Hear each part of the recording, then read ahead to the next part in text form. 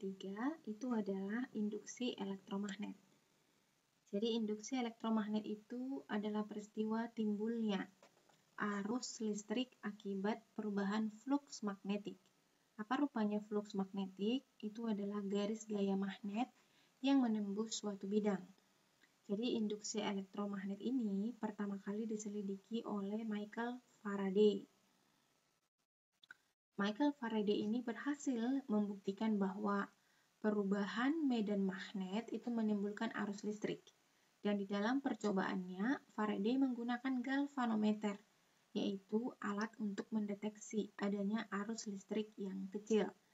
Lalu, gaya gerak listrik yang timbul akibat perubahan jumlah garis gaya magnet dinamakanlah dengan GGL induksi atau garis gaya induksi ya, sedangkan arus yang mengalir disebutlah dengan arus induksi dan peristiwanya itu disebutlah dengan induksi elektromagnet.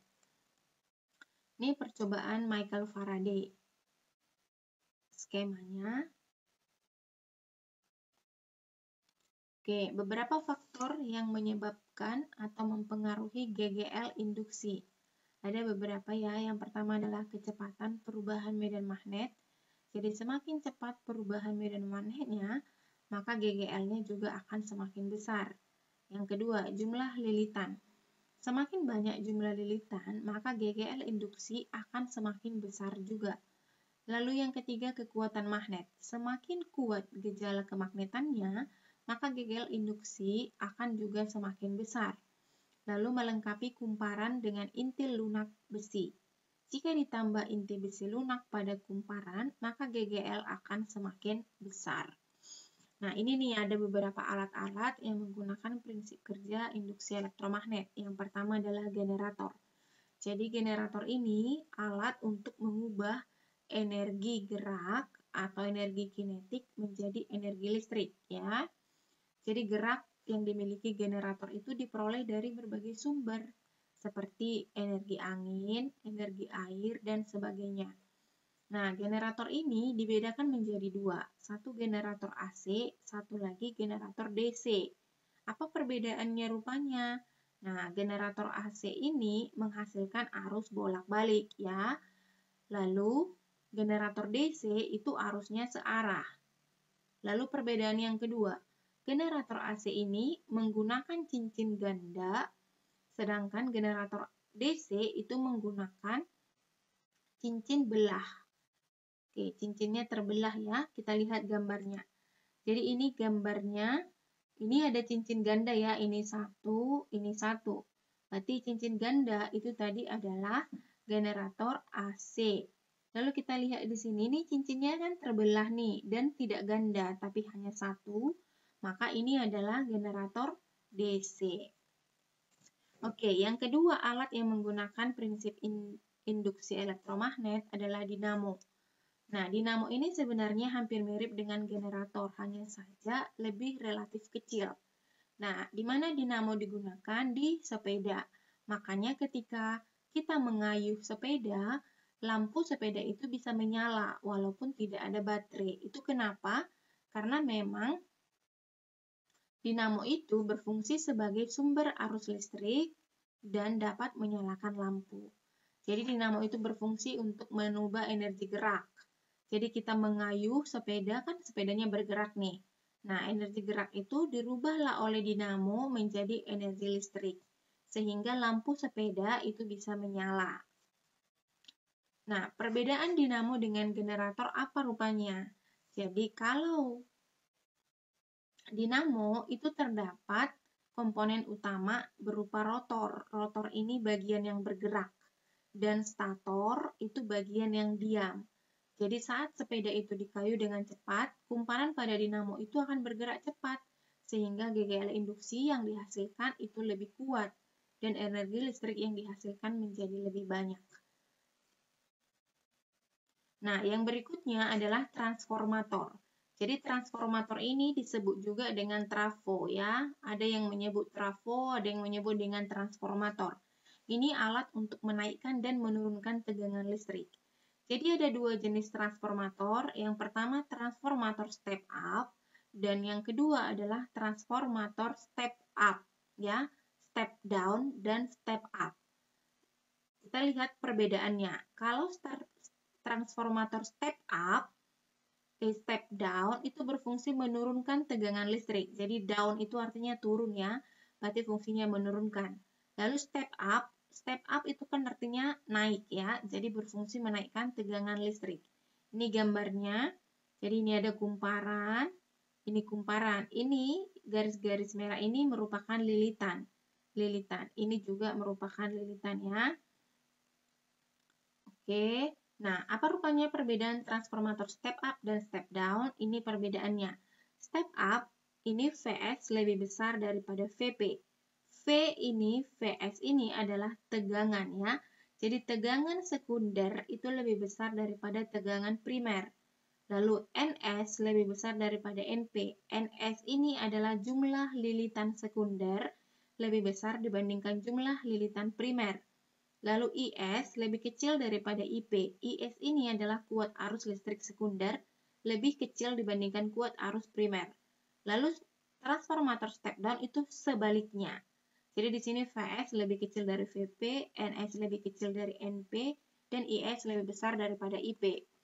Nah, oke, ini seharusnya pada transformator ideal itu energi listrik yang dirubah ke kumparan primer itu harusnya masuk ke dalam kumparan 100% secara matematis ya.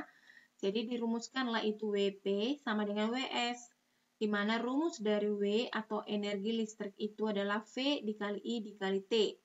Ini primer, lalu ini sekunder. Lalu diturunkan menjadi ini dan menjadi ini.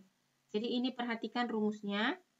IS per IP itu sama dengan VP per VS sama dengan NP per NS. Jadi ini S terbalik. Ini untuk kuat arus listrik S-nya yang di atas, sementara untuk tegangan dan jumlah lilitan itu sama, primer, ya. Oke, jadi pada kenyataannya sebenarnya tidak pernah transformator itu menghasilkan efisiensi 100% atau ideal. Jadi tidak ada sesungguhnya transformator yang ideal.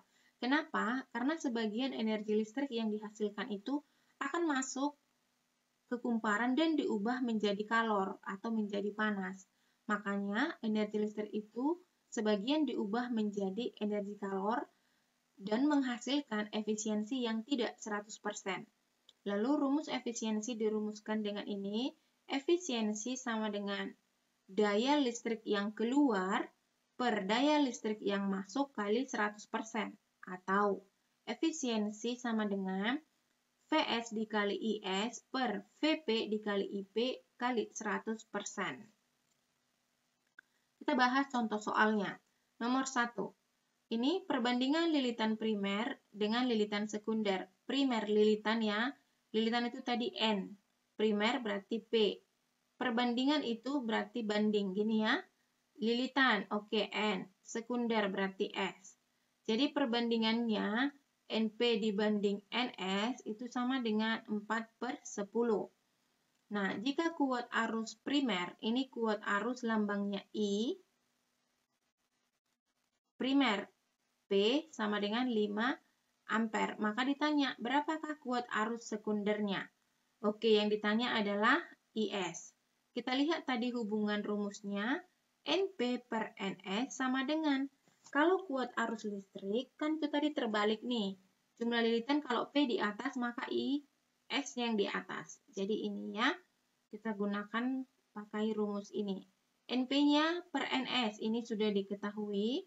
4/10 sama dengan IS, itu yang dicari, bagi IP. IP-nya 5 ampere. Oke, ini bisa sama-sama bagi 2 di sini, 5 di sini.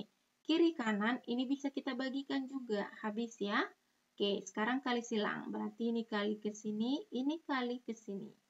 Berarti ini habis nih. Tinggal IS sama dengan 2. Di sini juga habis, berarti 2 ampere. Oke, ada beberapa peralatan lagi yang menggunakan elektromagnet. Contohnya tungku induksi, premagnet, induktor, room clock, sama alarm anti pencuri. Nah, kemagnetan itu bisa diaplikasikan di dalam teknologi. Salah satu contohnya adalah MRI. Jadi MRI ini pemeriksaan organ tubuh. Ini nih gambarnya. Jadi kalau untuk memastikan ada penyakit atau enggak dalam tubuh, kita akan dimasukkan ke dalam lorong ini. Jadi lorong ini disebut dengan MRI. Nah, jadi MRI ini dapat itu menghasilkan gambar organ tubuh, tulang, dan jaringan di dalam tubuh secara rinci dan mendalam. Jadi bisalah dokter mendiagnosis kita itu penyakit apa. Lalu yang kedua adalah kereta maglev. Jadi kereta maglev ini adalah kereta yang mengambang, jadi tidak menyentuh rel sehingga gaya geseknya dapat dikurangi. Nih, kereta maglev ini. Kereta maglev ini memanfaatkan magnet sebagai pendorong. Jadi magnet dia ya sebagai pendorongnya. Oke, yang ketiga adalah pemakaian magnet dalam PLTN, pembangkit listrik tenaga nuklir ya. Ini menggunakan tenaga magnet juga.